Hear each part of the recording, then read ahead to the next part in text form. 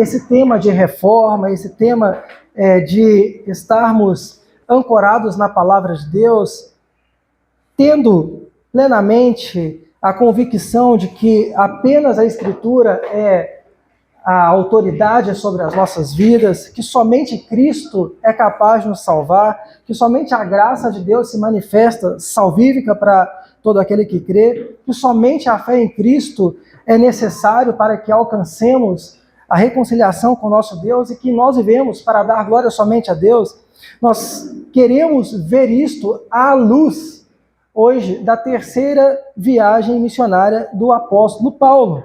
Por isso, desde já, eu peço ao irmão que gentilmente abra a sua Bíblia em Atos, capítulo 19, e nós vamos pensar um pouco sobre a palavra de Deus que reformou a cidade de Éfeso, constituindo, consolidando naquele lugar uma igreja. Atos, capítulo 19.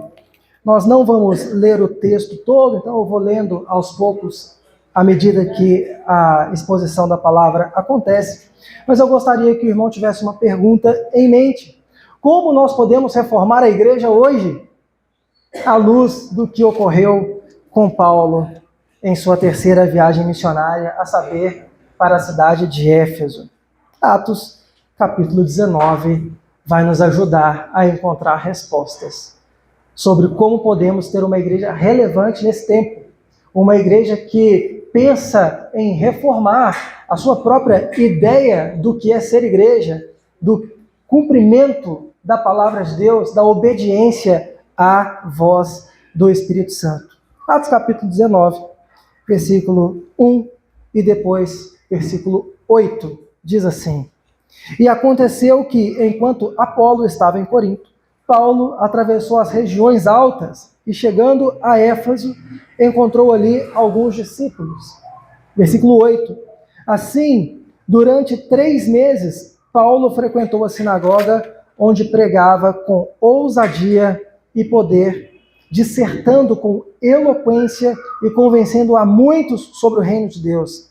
Todavia, alguns deles demonstraram que seus corações estavam petrificados e descrentes, passaram a falar mal do caminho para toda a comunidade.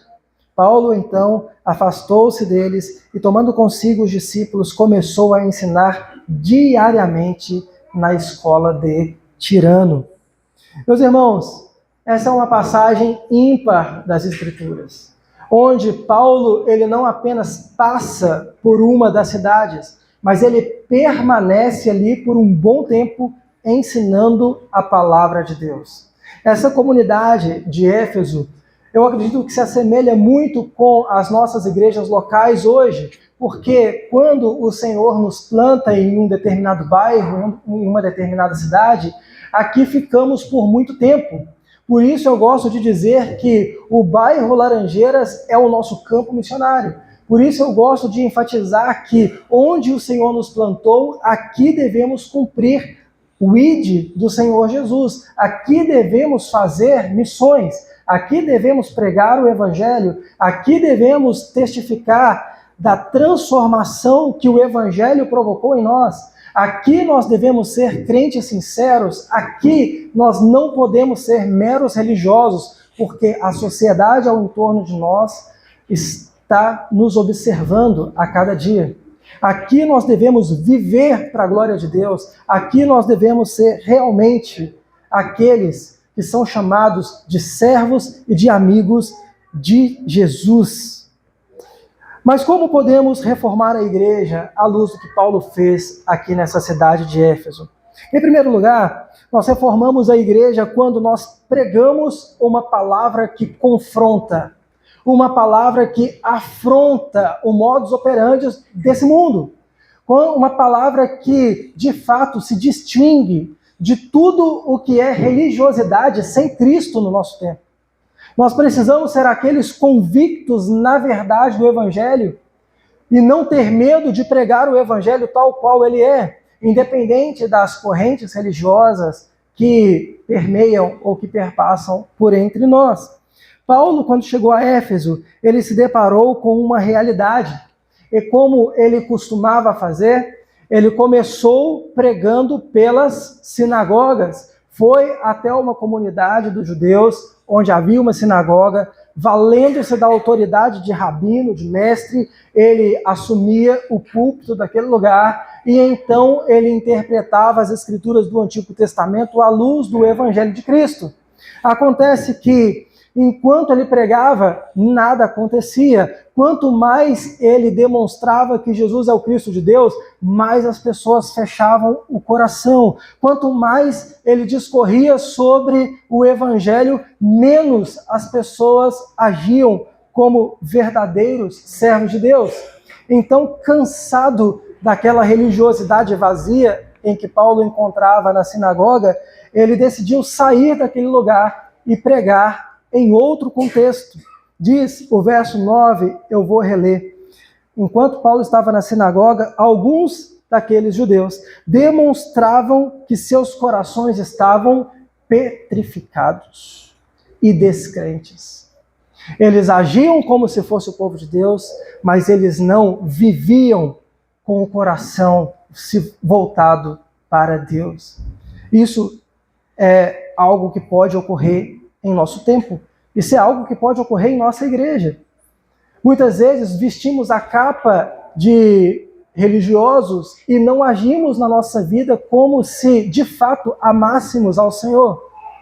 Mas uma igreja reformada, uma igreja que obedece somente às Escrituras, é uma igreja que confronta o erro, é uma igreja que confronta o pecado. Nós não podemos admitir corações petrificados dentro da igreja. Todos nós que estamos expostos ao conteúdo das Escrituras, precisamos pedir que o Espírito Santo nos convença do pecado, da justiça e do juízo de Deus. Todos nós que estamos expostos mediante a palavra de Deus, precisamos reconhecer as nossas fraquezas e limitações. Nós precisamos, de fato, ir aos pés da cruz com sinceridade e crer que o Senhor conhece a nossa vulnerabilidade, que o Senhor conhece as nossas fraquezas. Não precisamos fingir ser fortes para com o próprio Deus. Ele conhece as nossas mazelas, Ele sabe quem somos, Ele sabe onde pecamos, Ele sabe quem nós somos quando ninguém está vendo. Ele sabe. Por essa razão, nós não precisamos ter o coração de pedra aqui nesse lugar.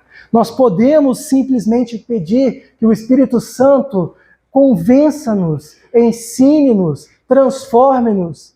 Nós precisamos de fato pedir que o Senhor nos alcance com esse evangelho transformador, para que não sejamos moldados conforme aqueles judeus da sinagoga de Éfeso, que tinham o coração petrificado e eram descrentes. Tão descrentes que o texto afirma que eles passaram a falar mal do caminho. Confira se na sua Bíblia essa palavra está escrita com letra maiúscula. Caminho, em Atos dos Apóstolos, significa o povo de Deus, significa a igreja de Cristo, porque certa feita, Jesus disse, eu sou o caminho. Então, a igreja primitiva ficou conhecida como o povo do caminho, o povo que segue o caminho, o povo que anda no caminho. E estes judeus descrentes, com coração de pedra, passaram a falar mal, passaram a difamar os crentes em Jesus. E isso ficou conhecido por toda a comunidade. Paulo então se afastou deles, tomando consigo os discípulos, aqui crentes fiéis, que seguiram o ensino e o conselho do apóstolo Paulo, e começou a ensinar diariamente, todos os dias, na escola de Tirano. Esse tal de Tirano era um filósofo grego que tinha um espaço, uma escola, um lugar onde ele proclamava as suas ideias filosóficas, onde ele ensinava os seus conceitos. Paulo, se valendo desse espaço, que teve as portas abertas, passou a ensinar o genuíno evangelho. Fica aqui algumas questões contemporâneas para a gente pensar. Nós estamos pensando numa igreja que vive em reforma. O lema da reforma protestante, uma vez foi: uma igreja reformada sempre está em reforma. Uma igreja que sempre vê o que melhorar no cumprimento do texto, o que melhorar na obediência às Sagradas Escrituras. E na nossa contemporaneidade, às vezes acontece de uma igreja não caber mais de pessoas e ter que locar um poliesportivo e ter que se dirigir a um outro ambiente. Acontece nesse exato momento em Juiz de Fora, a Igreja Batista lá tem uma explosão de gente, não cabe gente na igreja. É um sucesso total a Igreja Batista de Juiz de Fora. E eles temporariamente, então, fizeram o quê? Saíram do templo, foram para o ginásio da cidade, estão lá nesse momento, cultuando. Agora, se você abrir a live, você vai ver. E enquanto isso, a igreja está sendo, sem nenhum trocadilho, está sendo reformada, está sendo ampliada, para que todos possam voltar à propriedade da igreja e então cultuar a Deus lá. Mas olha que estratégia interessante que Juiz de Fora fez. Pegou com a prefeitura o poliesportivo, o ginásio da cidade, para que aquele espaço pudesse comportar todas as pessoas. Às vezes, se nós fizéssemos isso aqui, a gente poderia ser taxados como, sei lá, as pessoas que estão fugindo aí da verdade, querendo encontrar qualquer ligação com o mundo.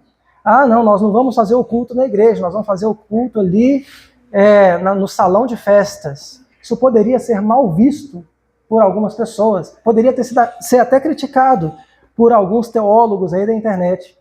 Mas olha que estratégia o apóstolo Paulo usou para expandir o evangelho.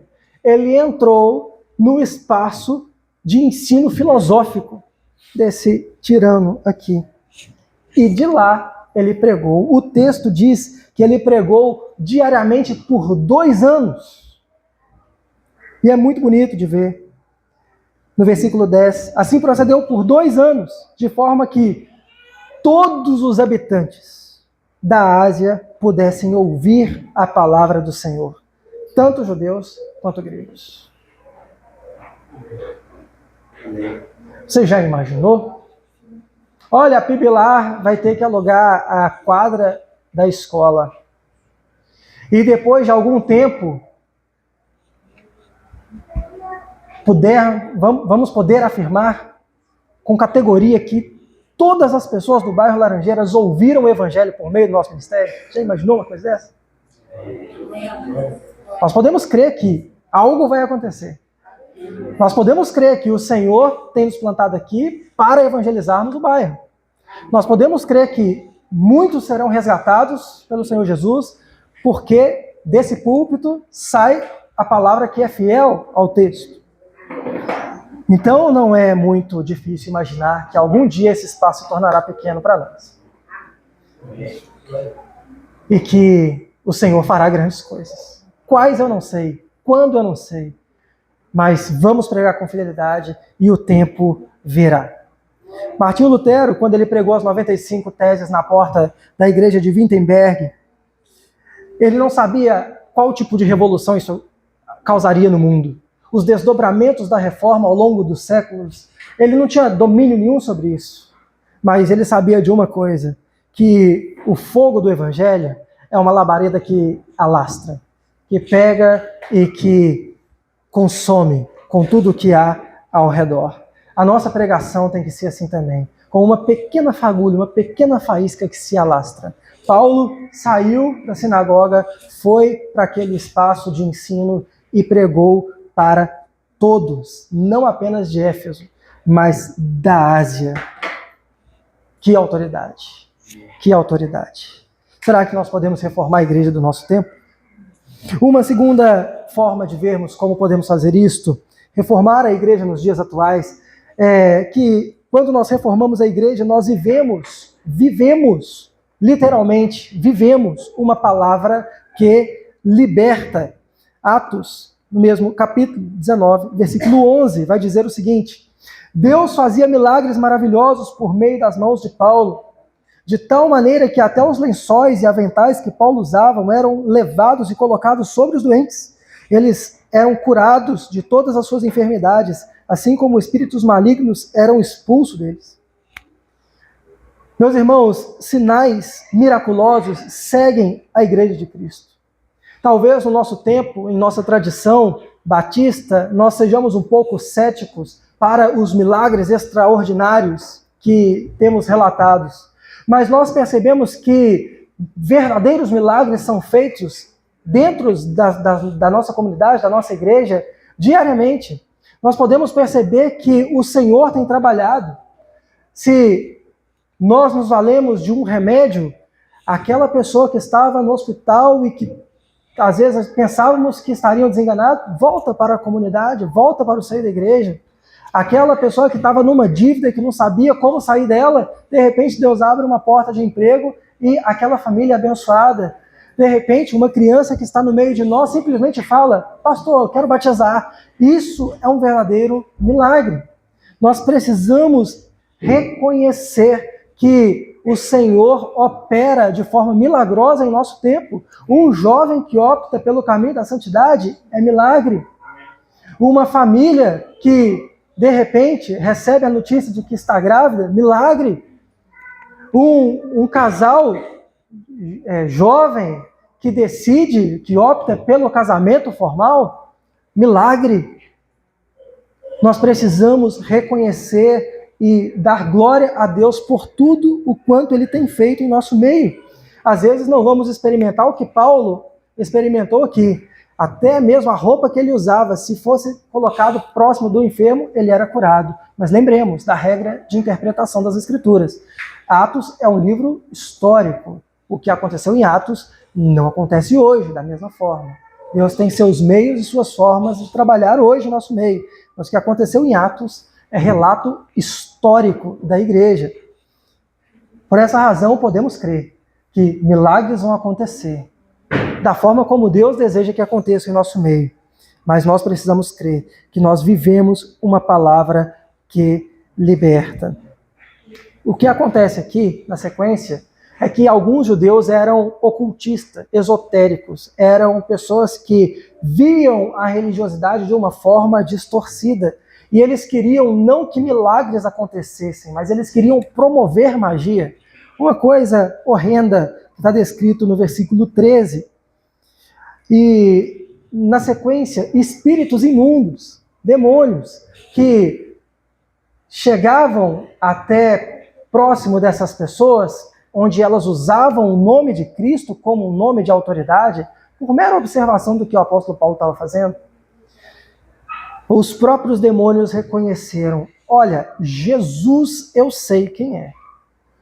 Paulo eu também conheço. Mas quem são vocês? Que autoridade vocês possuem no mundo espiritual?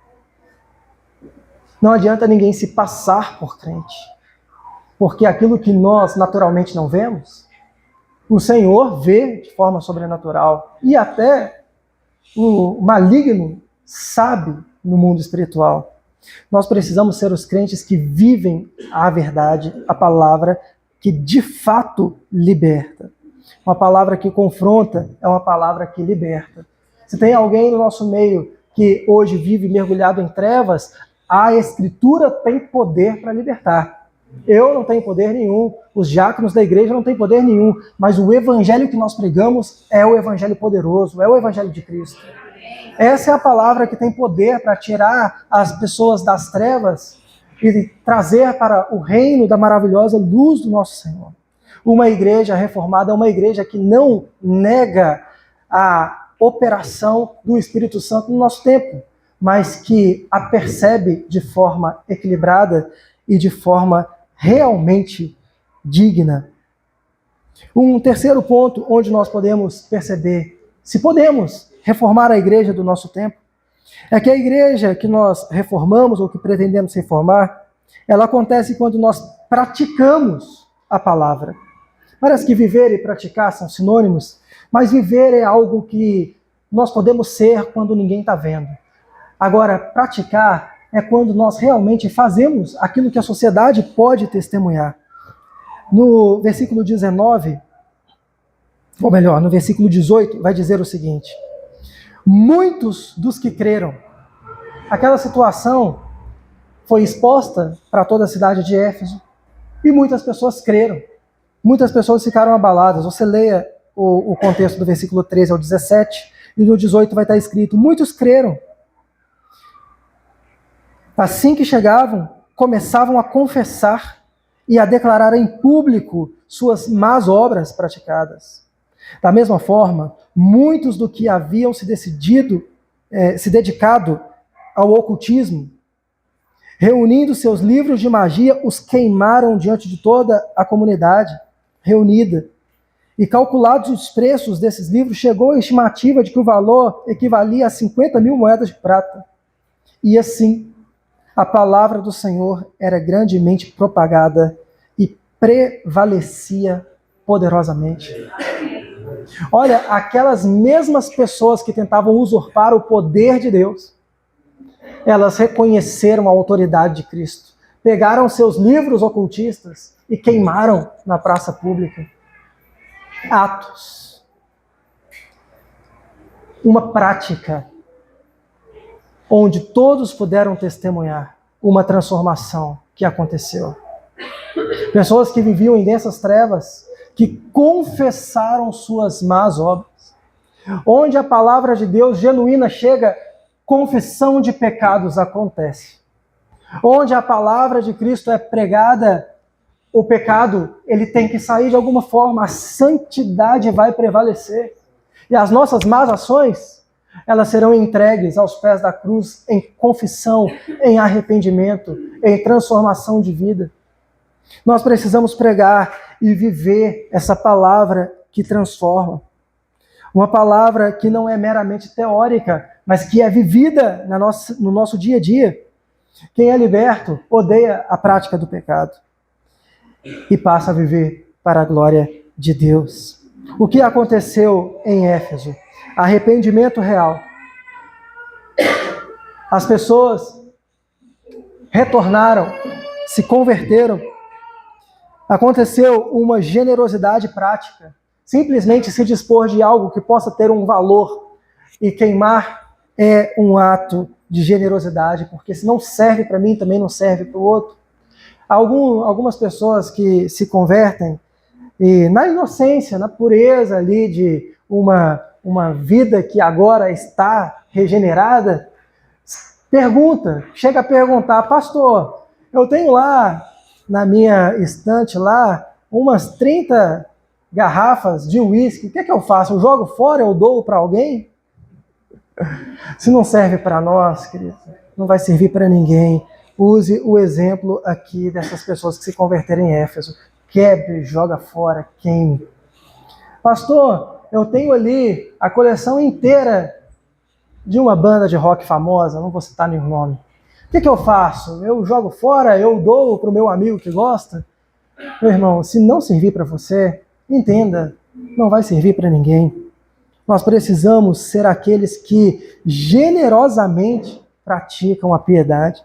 E o compromisso foi público diante de toda a sociedade. A busca pela santidade. Eu e você precisamos ser assim.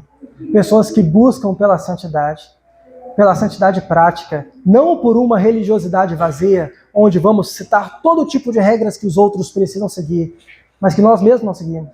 Nós precisamos ser aqueles que tenham compromisso com a palavra de Deus diante do próprio Deus.